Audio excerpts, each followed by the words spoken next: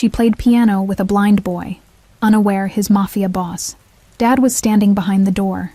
The security guard paused his midnight rounds, tilting his head as delicate piano notes floated through the luxury high-rise's empty corridors. The music shouldn't exist at midnight in a building where most residents were either asleep or away, especially not from the rarely used music room on the 20th floor. His weathered hand brushed against the holster at his hip, a habit from years of vigilance as he moved silently toward the haunting melody. The notes carried emotion that seemed impossible from mere hammers striking strings, sorrow and hope intertwined like old friends finding each other after years apart. At the partially open door, he held his breath, peering through the crack to see two figures at the grand piano. A small boy, no more than 9, fingers dancing across the keys with uncanny precision, despite eyes that stared unseeing at the ceiling, lost in a world of sound rather than sight. Beside him sat a woman in the gray uniform of the building's cleaning staff, her hands guiding his occasionally, then pulling away to let him soar alone. Her face transformed completely from the quiet, almost invisible person who moved through hallways with lowered eyes, now alive with pride as she watched her young student. The security guard recognized the boy as the son of Mr. Bianchi, who occupied the penthouse suite, the man whose name was whispered rather than spoken, whose business associates arrived with subtle bulges beneath tailored jackets, the boy who had lost his mother last winter, and whose father had buried himself in work ever since. He should report this unauthorized use of the facilities, especially involving the son of the building's most powerful resident. Instead, he stepped back silently, deciding some rules deserved to be broken, especially when broken things were being healed by the very breaking. The cleaner, Nora, felt the music flow through her fingertips like water returning to a dried riverbed. 5 years since she'd touched ivory keys. 5 years since the accident that took her husband and her career in one cruel moment, leaving her with bills, a broken wrist, and broken dreams. Music isn't just sound, she whispered to the boy as they paused between pieces, her words forming the gentle cadence of poetry rather than conversation. It's emotion, it's color, it's everything you feel but cannot see. It's how your heart speaks when words aren't enough. The boy, Theodore, smiled in her direction, his unseeing eyes somehow finding hers with uncanny precision.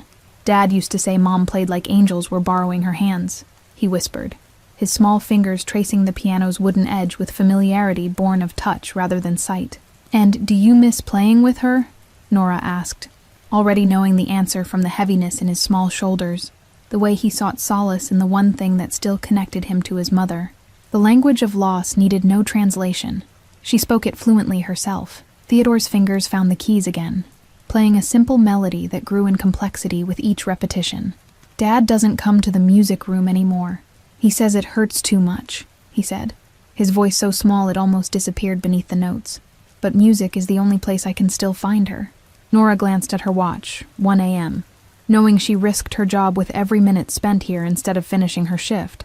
But watching Theodore play, seeing him navigate darkness through sound, she couldn't bring herself to extinguish this small flame of joy in his life. "Your hands are different from Mom's," Theodore observed, his head tilted as if listening to something far away. "Rougher, like Dad's, but you play the same notes she did, the ones that make the air feel different, like it's dancing all around us. Some people see with their eyes," Nora replied, placing her calloused hands over his small ones, guiding him through a difficult passage. "But you listen with such attention that you hear what others miss, the spaces between notes where all the feeling lives." Neither of them noticed the shadow that paused outside the door, the tall figure whose hand had reached for the handle, then frozen in place. Neither saw how he leaned against the wall, eyes closed, transported by a melody he had forbidden himself to remember. Daylight revealed Nora's other life, apartment 4B, in a building across town that leaked when it rained, where she stretched a single parent's salary to cover rent and piano lessons for her daughter. Morning light traced the exhaustion on her face as she prepared breakfast for 6-year-old Sophie, who practiced scales on their second-hand upright. "Mom, are your hands still hurting from cleaning?" Sophie asked, noticing her mother's wince as she poured cereal. The question hung between them, innocent yet piercing, a child's observation cutting through adult pretenses like a laser through fog. Nora flexed her fingers, remembering when they flew across concert halls rather than scrubbing other people's floors. The pain wasn't just physical. It was the space between what she had been and what she had become, a gap wider than the years that created it. "Just tired, sunshine," she answered, placing a worn bracelet on her wrist, the last gift her husband gave her, engraved with words that seemed like mockery some days. "Music finds a way." She wondered if he had known how long and winding that way would be. Across town, in the penthouse that occupied the entire top floor of the luxury building, Angelo Bianchi reviewed security footage with cold precision. His empire demanded constant vigilance, enemies circling like wolves around a wounded bear since his wife's death had momentarily weakened him. The screen showed Theodore sneaking to the elevator alone, a security breach that sent ice through his veins. Following the boy's journey to the music room, Angelo's finger hovered over the fast-forward button, then froze as the cleaning woman entered the frame, watched his son for several minutes, then approached. He expected to feel rage seeing someone touch his son without permission, but instead felt something crack inside his chest as the woman gently guided Theodore's hands to the piano. The security footage had no sound, but he didn't need it. He could see the music in his son's face, happiness returning like spring after endless winter. "Mr. Bianchi, your associate is waiting in the study," his assistant interrupted, her voice carrying the careful neutrality of someone who had witnessed too many explosions of temper. She noticed the footage on the screen but knew better than to comment on anything involving the boss's son. Angelo closed the laptop with deliberate calm, straightening his immaculate tie as he rose. "Find everything you can about the cleaning woman who works the 20th floor," he instructed, his voice betraying nothing of the storm behind his eyes. "Everything. From birth certificate to breakfast preferences." The underboss, Paolo, noticed his distraction during their meeting, misinterpreting it as disinterest in the territory dispute he was describing. "The Albanians need to understand their place," he insisted, leaning forward with barely contained aggression. "We should send a message they won't forget." Angelo turned to the window, watching the city spread beneath him like a kingdom he no longer desired. Since losing his wife, violence had lost its taste, power its allure, leaving only emptiness, and the responsibility of raising a son who lived in perpetual darkness. "We do nothing until I decide," he responded, dismissing Paolo with a wave that tolerated no argument. Alone again, he opened a hidden panel in his office wall, revealing a portrait of a woman at a grand piano, her eyes closed in rapture as she played, a small boy sitting beside her in wonder. "She found him, Elise," he whispered to the portrait, tracing his wife's face with reverent fingertips. "Someone is teaching our son to play again, and I don't know whether to thank her or fear what else she might awaken in him, and in me." Theodore's small hands trembled with excitement as Nora guided him through the building's service corridors, their secret path to the music room. "Dad thinks I'm napping with Mrs. Green watching me," he confided, his unseeing eyes bright with the thrill of their shared conspiracy. 3 weeks of hidden lessons had transformed him, the withdrawn, silent child blossoming like a flower that had finally found sunlight. His fingers grew more confident on the keys, his posture straighter, his laughter coming easily now where before there had been only careful politeness. "Today we'll try something new," Nora promised, unlocking the music room with the key she wasn't supposed to have. The weight of discovery hung over her like a guillotine blade, but the joy in Theodore's face made the risk worthwhile, a gamble against odds that had never favored her. What neither knew was that Angelo had been watching them for days, tracking their movements through security cameras he monitored personally now.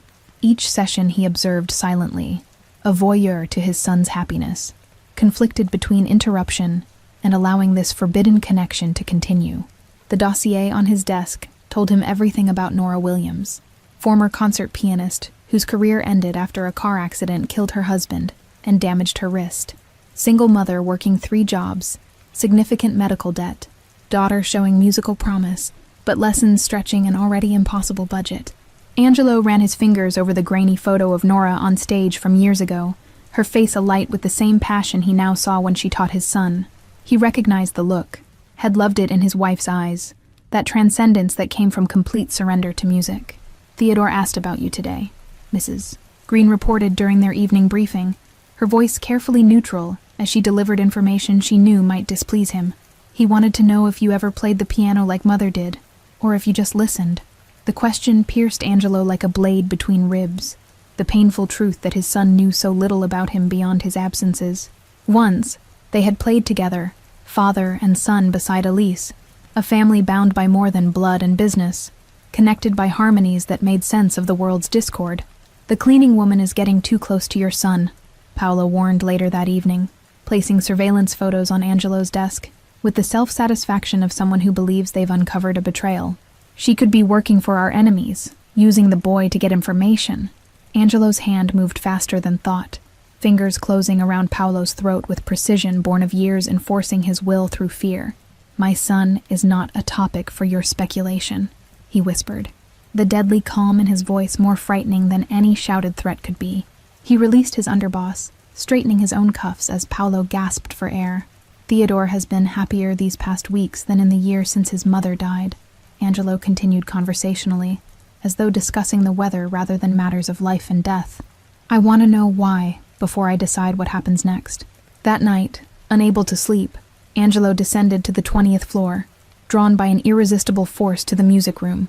Through the crack in the door, he watched Nora cleaning the space after hours, her movements efficient, yet reverent around the piano, occasionally stopping to play a few notes. The melody she played pierced him, Elise's favorite nocturne, the one she had been teaching Theodore before her death. Angelo's hand rose to his chest, where an unfamiliar ache bloomed, the sensation of something long frozen beginning to crack beneath spring's persistent warmth. He planned to confront her, to demand explanations for her interference in his son's life, but found himself instead sinking to the floor outside the door, back against the wall. The music washed over him like rainfall on parched earth, and for the first time since burying his wife, Angelo Bianchi remembered how to weep. Her playing stopped abruptly, as if she sensed his presence, the silence between notes stretching taut as a tripwire. Angelo held his breath, certain of discovery, but the moment passed. The door remained closed, the secret between them preserved for one more precious night. The moment Angelo decided to reveal himself came unexpectedly, 1 month after his first discovery of the midnight lessons. He stood outside the music room, hand poised on the door handle, listening to his son play a piece Elise had composed herself, a lullaby that had died with her, or so he'd believed. "You're playing it too fast." Nora's voice drifted through the gap in the door, gentle but firm in her guidance. "Remember what we said about patience. Music isn't a race to the finish line. It's a journey to be savored with every note." Theodore's laugh, clear and unburdened, struck Angelo like physical pain, a sound he hadn't heard since before the funeral. "Mom used to say the same thing," the boy replied, his fingers slowing obediently on the keys. "She said rushing music is like gulping down ice cream instead of letting it melt on your tongue." The parallel between his late wife's words and this stranger's teaching froze Angelo in place, the uncanny resemblance too perfect to be coincidence. Perhaps this woman had researched Elise, studied her methods to manipulate her way into their lives, yet the genuine warmth in her voice contradicted such calculated deception. "My daughter Sophie asks why I come home so late," Nora confessed, as Theodore practiced the corrected tempo. "I tell her I'm helping someone find their music again, and she says that makes the extra hours worth it. Children understand sacrifice better than we think." Angelo leaned closer to the door, absorbing this new information like a detective gathering evidence. The woman had a daughter, was sacrificing time with her own child to teach his, not the action of someone with ulterior motives, unless the deception ran deeper than he imagined. "Will you play something your mom used to play?" Theodore asked, his small hands stilling on the keys. "I like how you sound different but the same, like you're speaking the same language with a different accent."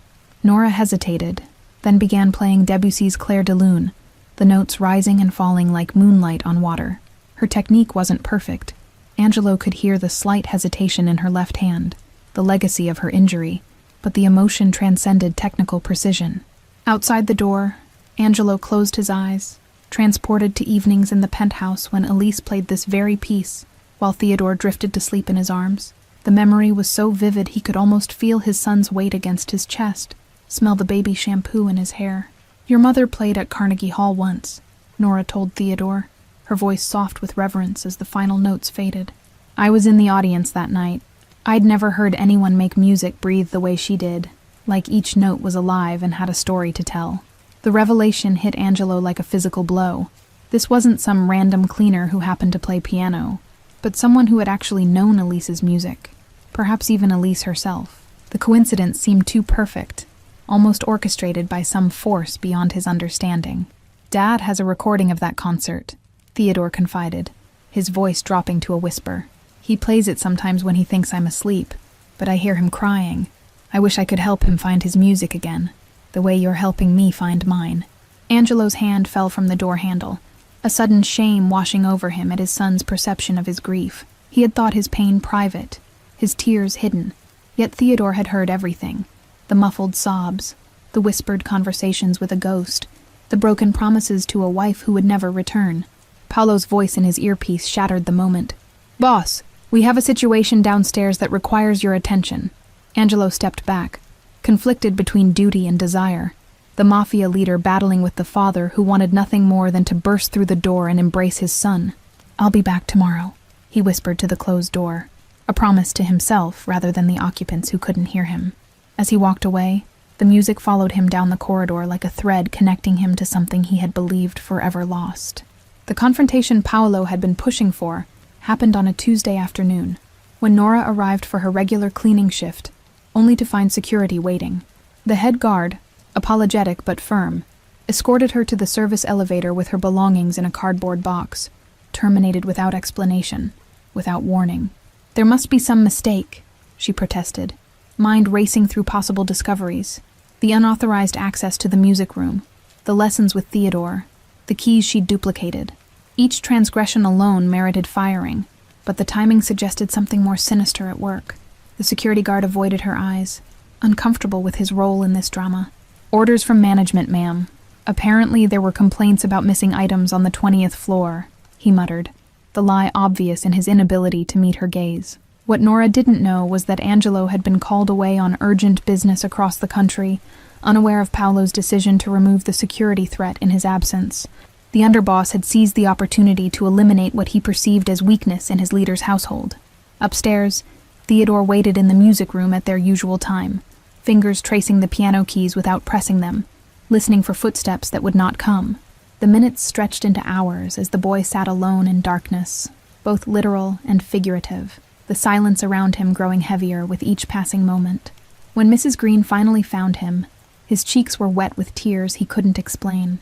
How could he tell her about secret lessons, about the woman who had brought color back into his world of eternal night? "She promised she'd come," was all he said, over and over, as she led him back to the penthouse. Angelo returned 3 days later to find his son transformed, the brief blossoming crushed beneath renewed silence, Theodore's fingers no longer dancing across breakfast tables and armrests as they had in recent weeks. The boy ate mechanically, answered in monosyllables, and requested to be alone with increasing frequency.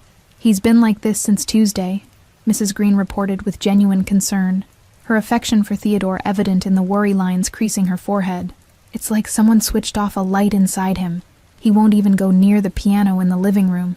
The dossier on his desk that evening contained the answer: security footage showing Nora's termination, Paolo's signature on the paperwork, the cardboard box containing her personal effects. The timestamps confirmed it had happened mere hours after Angelo left town, too perfectly timed to be coincidence. Fury rose in him like a tide, cold and implacable rather than hot and reckless. Paolo had overstepped, had made decisions affecting Angelo's son without consultation or approval, an unforgivable breach in their world, where hierarchy meant everything and family even more. "Find her," Angelo instructed his most trusted associate, sliding Nora's file across his desk. "Bring her to the penthouse tomorrow evening. No force, no threats, just an invitation she can't refuse," he specified, knowing his reputation alone would ensure compliance without necessitating crude intimidation. Meanwhile, in her apartment across town, Nora stared at the stack of bills with growing desperation. Rent due in a week, Sophie's piano lesson payment already late, and now her primary income gone without explanation or recourse. The termination had come with no severance, no unemployment eligibility due to the fabricated theft accusation.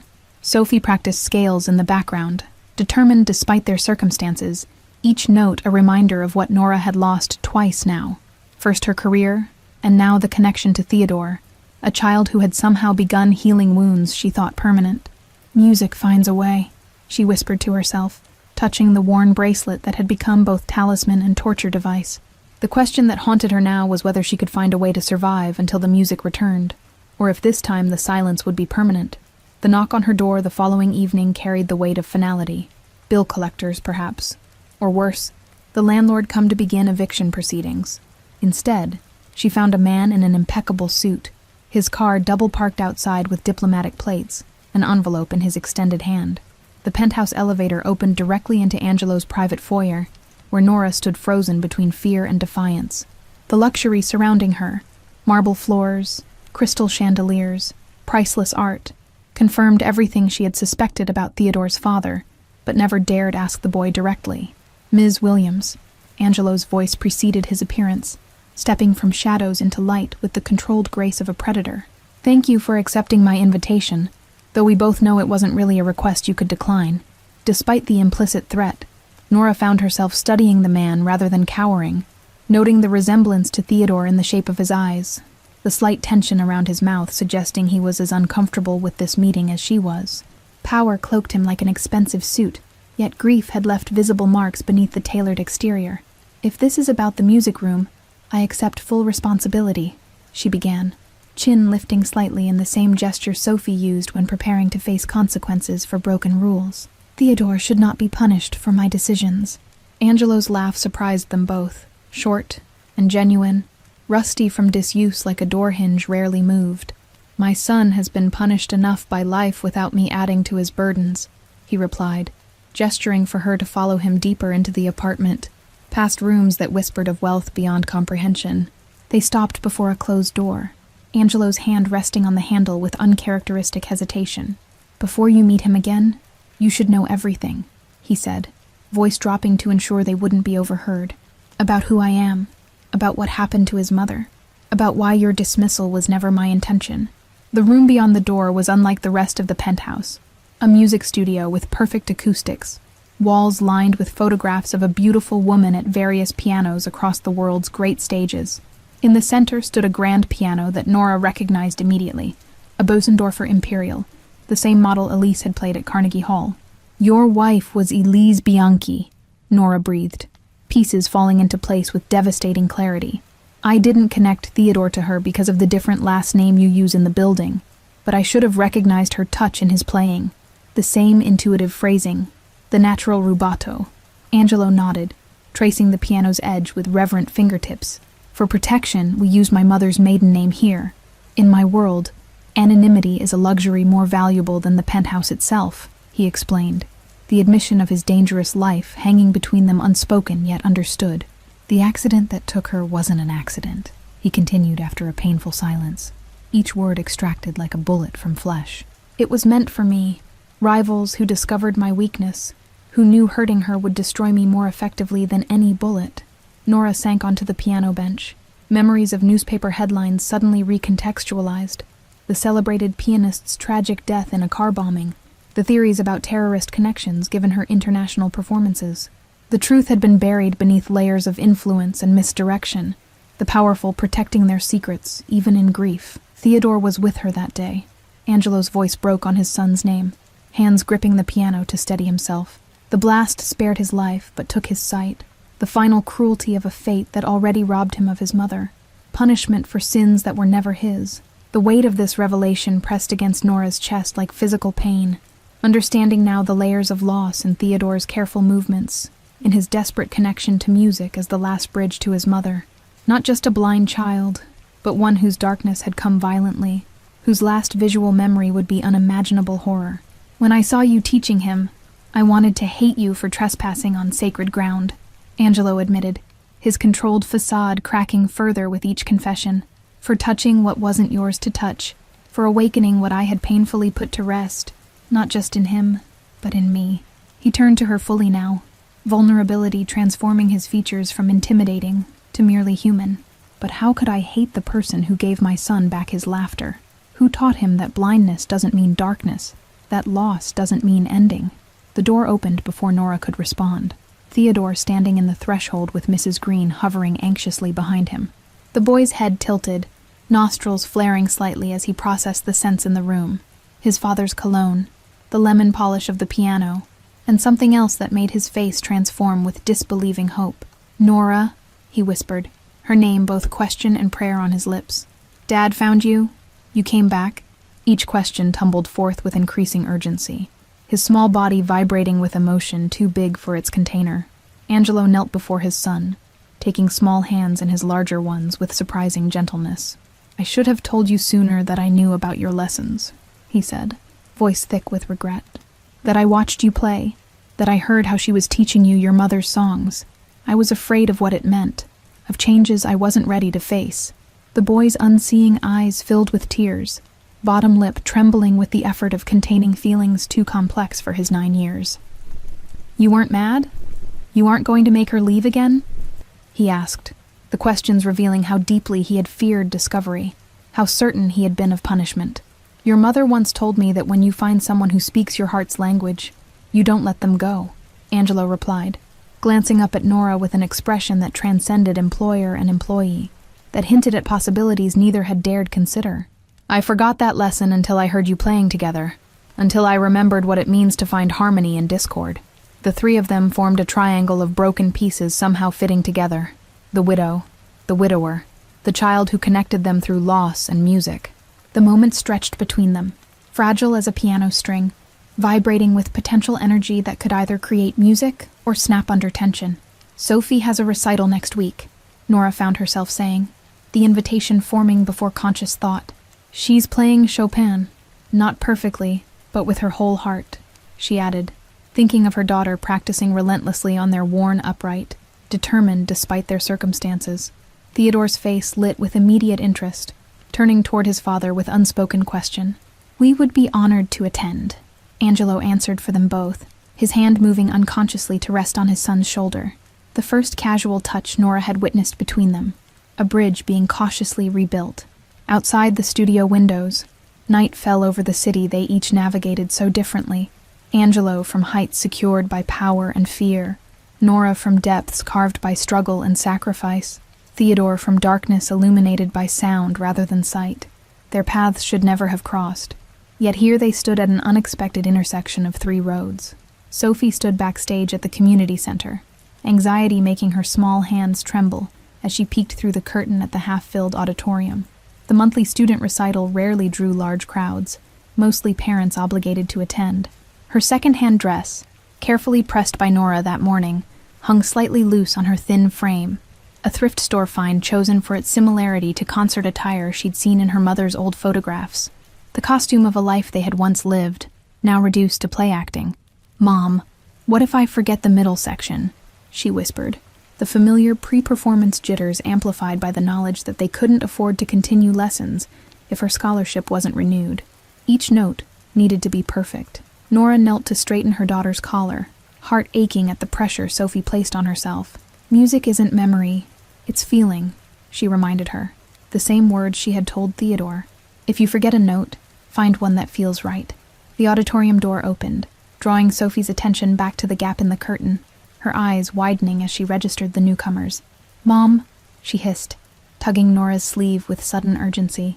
"There's a man in a suit fancier than Mr. Peterson's funeral clothes." Nora felt her heartbeat accelerate as she glimpsed Angelo and Theodore, being escorted to seats in the front row, the mafia boss looking distinctly out of place among the working-class parents in casual attire.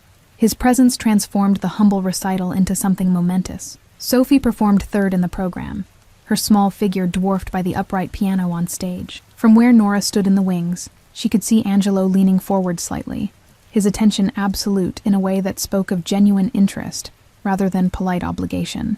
The Chopin nocturne began hesitantly, Sophie's initial nerves evident in the tentative first phrases. But as the music progressed, something remarkable happened. The child seemed to forget herself in the piece, her body relaxing into the emotional current. Theodore's head tilted toward the stage, his expression one of intense concentration, fingers moving slightly in his lap, as if playing along invisibly. The connection between the children, one performing, one listening, transcended their differences in circumstance. When Sophie reached the difficult middle section, she faltered briefly, a wrong note interrupting the flow.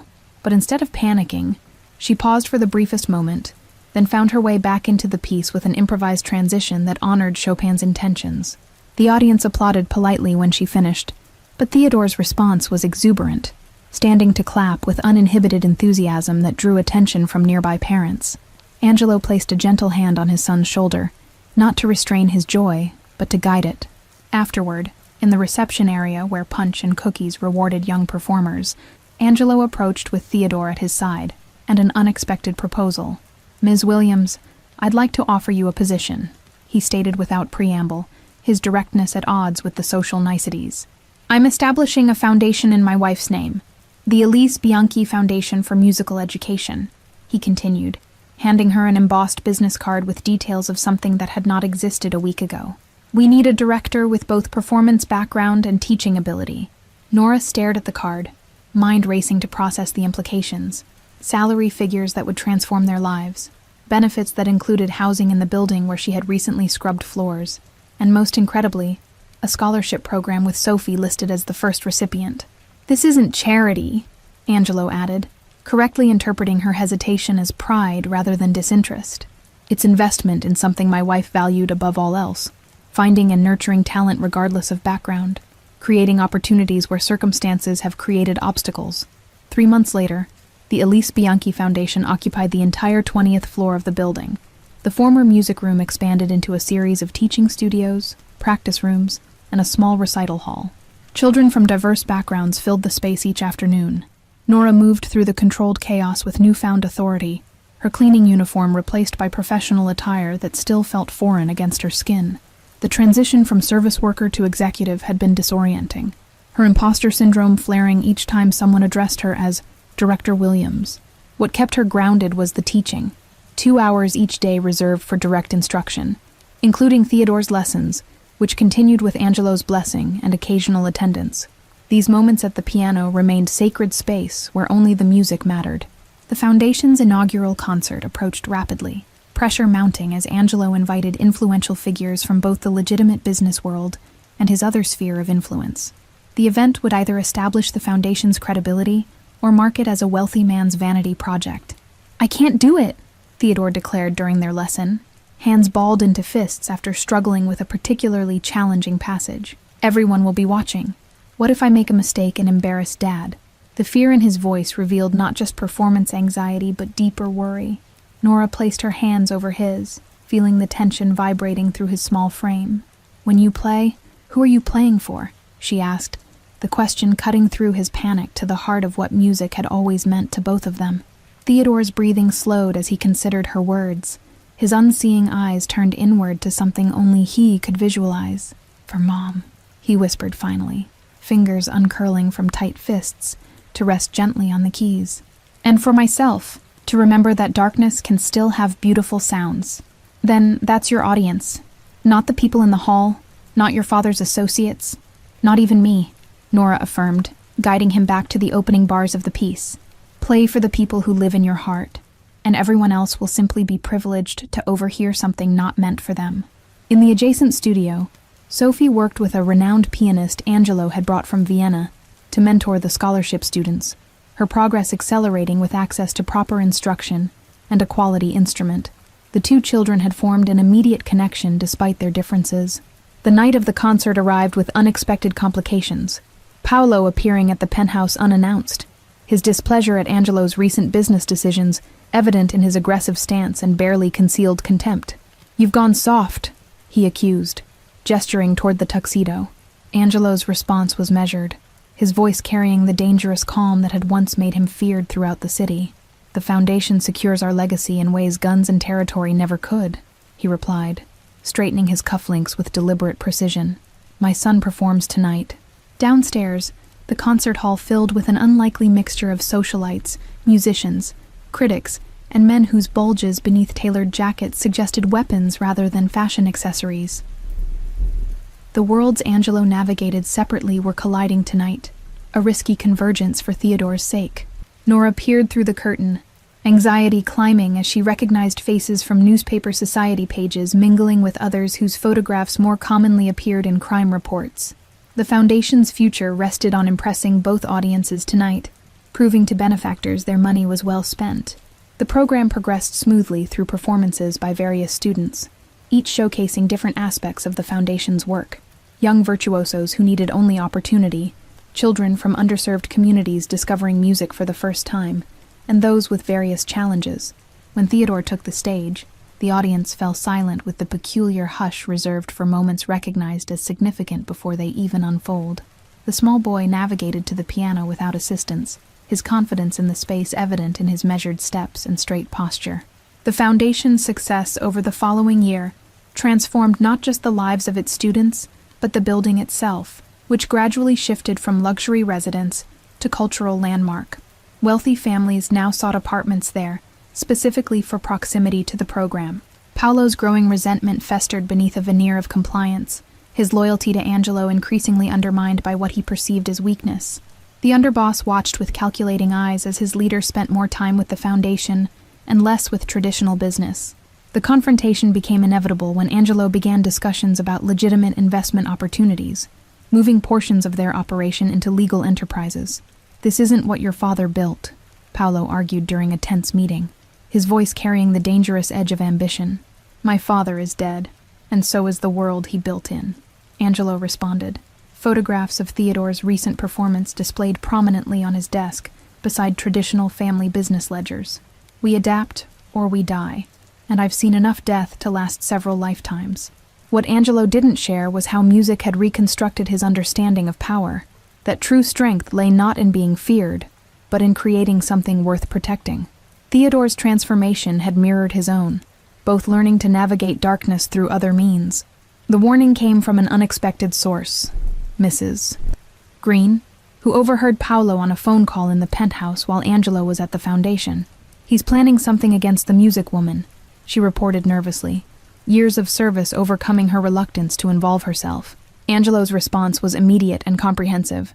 Security protocols activated throughout the building, trusted men positioned near Nora and Sophie's apartment, and a direct confrontation with Paolo scheduled for that evening. The foundation had become family, and threats against family were unforgivable. Nora remained unaware of the danger, focused on preparations for Theodore and Sophie's first duet performance, a piece they had composed together, combining classical structure with improvisational elements. The collaboration represented everything the foundation stood for.